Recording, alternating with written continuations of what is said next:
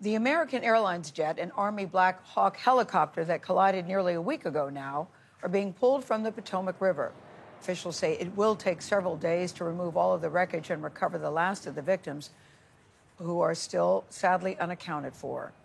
67 people were killed that day. Chris Van Cleve is following this investigation and the recovery.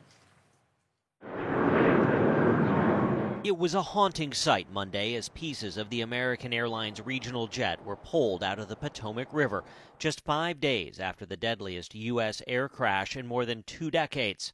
Among them, the battered midsection of the plane's fuselage, one of the engines, and a wing. Over the next 24 hours, our goal is really to complete our commitment to finishing the civilian plane recovery. DC Fire says additional remains were recovered in Monday's salvage mission and are in the process of being identified.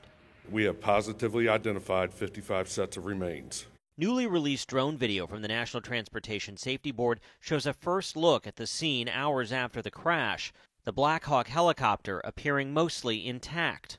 Investigators say they're still poring over both aircraft's flight data and cockpit voice recorders and have obtained training and flight logs for both flight crews, maintenance logs for both aircraft, and are building the crew's daily histories, as well as completed interviews with all 5 air traffic controllers working the night of the collision as the NTSB tries to piece together what happened.